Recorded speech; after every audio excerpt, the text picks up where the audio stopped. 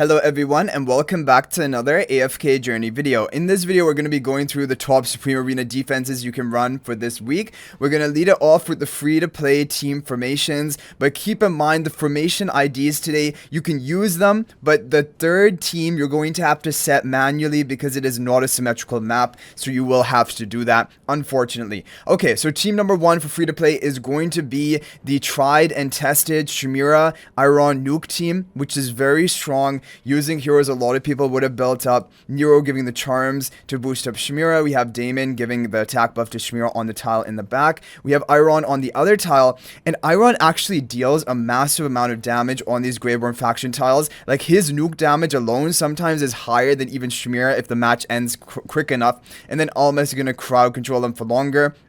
Nero will take the enemy Lily May interruption, and this Malison spell is really good with this team, so that is what I recommend for team number one. Team number two is going to be an OD Lightbearer team comp. Basically, my idea is to execute the enemies through the Haywin, basically Nourishing Forest effect, because I believe that Odie's execution, Siren's execution with his ultimate can actually bypass this effect and just immediately insta-kill them. I'm pretty sure about that because Cryonaya does with her freeze as well. Anyway, it will be Odie in the back on the Lightbearer tile. You probably have 20 faction talents like to optimize for guild supremacy, so taking advantage of that here. Core Force spell to make him unaffected to just be firing off. Siren already is unaffected. Then we have Hugin being buffed up by the twins. Hugin going to give more attack buff and damage to the Siren. And then we have Rowan for energy boosting. This Siren is going to ult really quick into the match. Even Hugin will be ulting, Odie will be ulting. This is a strong team using heroes that a lot of people have built up and I think can be a good option as a free-to-play team number two. Now team number three is going to be the Tassi Bonnie stall comp, which is very strong, again using heroes which have been a priority for a lot of players to build up, which you probably have, and maybe even Paragon upgraded. And I'm going to go for the Dragon Roar artifact because that is a really strong PvP artifact and you can get multiple procs of it over the course of the match because this is a stalled team. Tassi will be immediately healed by Ludovic, Thor and Soul Pacting to protect the Ludovic. We have Bonnie and Lily May on the Graveborn faction talent tiles. So overall, I think all three of these teams are going to be great for you as free-to-play. And even though this is a free-to-play team, these teams can compete even against pay-to-win teams. So don't think that just because they're free-to-play, it means they're bad teams. This may be the best set of three teams for you. So going through the Harak teams, which are the more mid-level of teams, we have the same team number one, which is from the free-to-play team, the Shmira Nuke with Iron, which is a very strong team with the Malison spell. So let's not waste any time talking about this. Moving on to team number two, it will be the Tassi Bonnie Stroll comp. However, I'm running it on map number two because this team does well on map number two because they already are difficult to kill, and by being able to proc this effect and being even tankier and even more stroll oriented, you can work down the enemy team with Bonnie's debuff and Tassi soloing at the end. So that is basically going to be the team number two, Thorin, Soul Pack, Ludovic, Bonnie on the tile, and then Tassi in the back. With the Dragon Roar spell, you could also go for Light Call if you wanted to, but I think Dragon Roar is a bit more offensive, so I'm going for that. And then team number three is going to be a Hypogean Celestial team. Now the problem is, Hypogean Celestial is pretty decent, especially using like these heroes which are considered the PvE Celestial Hypogeans. Then that's why I'm making it as like a mid-spender team. It is going to be Fresto, Twins, and Harak, which most people, if you've been playing for a while and you're focusing hard on PvE, these are the big three that you would have built up.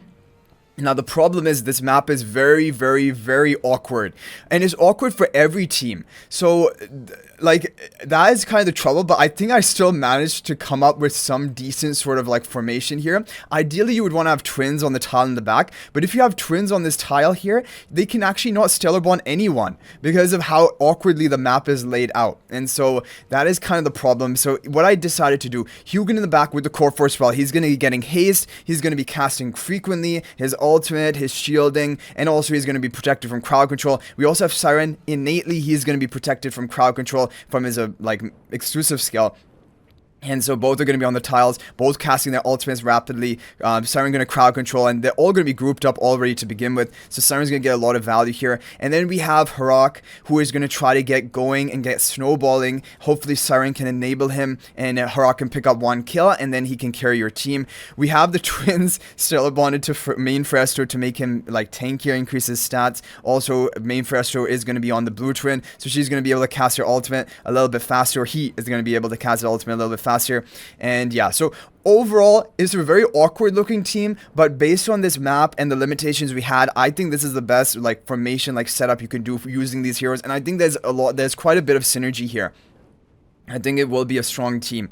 But yeah, so this is going to be the Heroic teams. Now we're going to move on to the pay-to-win teams. And now be prepared. The pay-to-win teams are very pay-to-win. So here we have the pay-to-win team, and already you're looking at it and you're like getting shocked. There's a diagonal in here. So I'm actually going to be running what I believe to be based on the options I have built up, which are most of the Celestial Hypogeans, apart from Baelran, Rainier's not Supreme, Paragon upgraded. But for the other ones, I think this is probably maybe the best combination of Celestial Hypogeans you can run for PvP. Even if you can only run one of these teams, you can pick one of them and mix and match with the other teams you've shown up until this point. So this team, Graveborn Nuke Diagonal, is actually doing very, very well. I've been testing it a lot in duel, and it allows Diagonal to deal so much damage, more than basically other factions, in terms of his nuke that he gets at the beginning.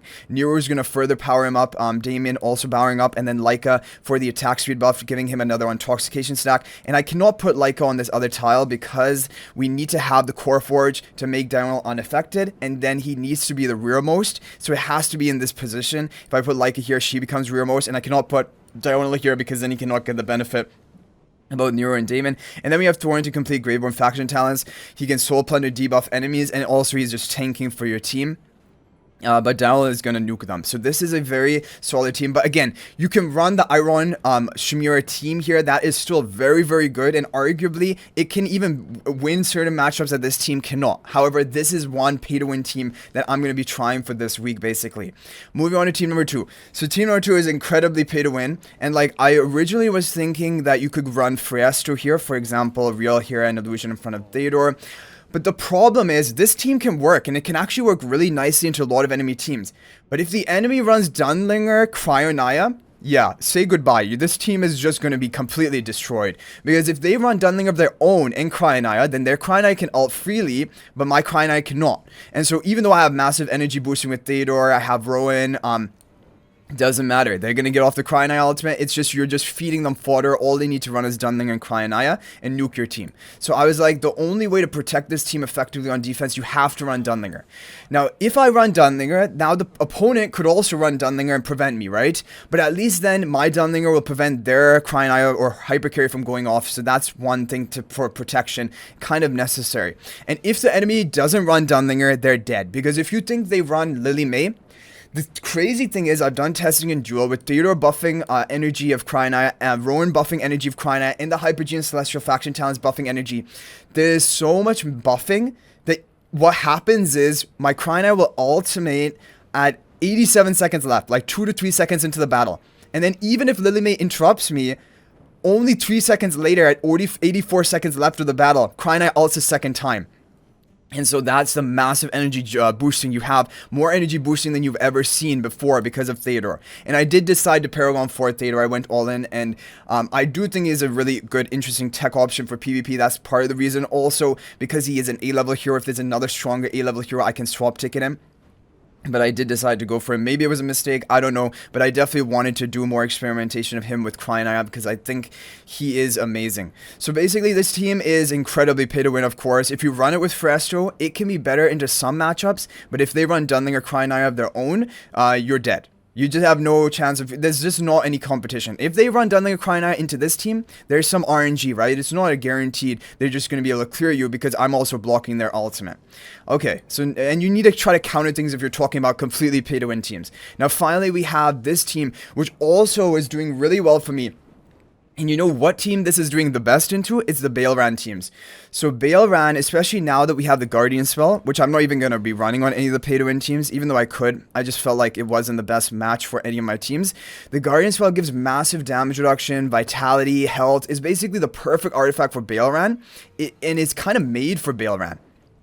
honestly speaking. However, the way you can counter Baleran is you have Satrana, because Satrana will rapidly provide a massive vitality reduction debuff onto the enemies that reduces the HP recovery of Baleran, and then you're going to be able to kill him, and his healing will not be able to outpace you.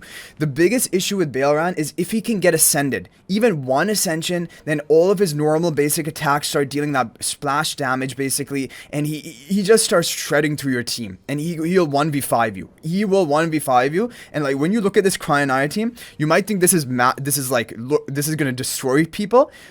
A Baleran on his own can 1v5 this team with Mauler faction tiles, for example. This team also, it loses to Baleran, unfortunately. But the thing is, if I run Freyasto, then it can beat Baleran, but then it loses to Dunling or Cryonia. So basically, you had to pick your choice. Anyway, this team can counter Baleran because of Satrana's vitality debuff.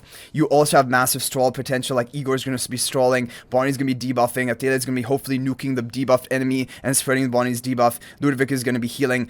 This is a very effective team. Graveworm faction talents are very strong. So this is basically the third best pay-to-win team I could come up with. And overall, I'm very happy with these three teams. If you wanted to replace Athalia here, you could go for something like Talene, but definitely Athalia is better. So anyway, guys, I hope you enjoyed the video. Thank you for watching. This is just kind of an interesting showcase. Let me know what you thought about it. Like, again, these are not, like, for example, this pay-to-win team is more of an interesting showcase. Of course, it will apply to whales who have all heroes built, but it could maybe from you could take away one of these teams. For example, maybe you have Athalia built, you could run this team.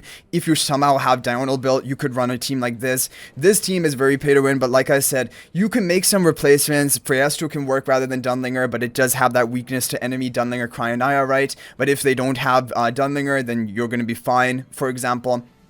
And Kulu can be replaced for something like Scarlita, just a more defensive option into that team. Honestly, sometimes people run Scarlita rather than Kulu in a Dunlinger team, and it actually does better, because Kulu can't even get off her ultimate, but she can still crowd control them even through Dunlinger. So anyway, guys, I hope you enjoyed the video. Thank you for watching. And if you're not already subscribed to our YouTube channel, please smash that subscribe button. Also, feel free to join my AFK Journey Discord server. There's a link to that in the description of this video. And finally, if you're thinking about making a purchase in AFK Journey, please use my affiliate link for the official Farlight store. There's a link to that in the description of this video and a pinned comment. This is the best way you can support me at no extra cost to you. So thanks for watching. I'll hopefully see you in the next video, and until then, everyone, peace out for now.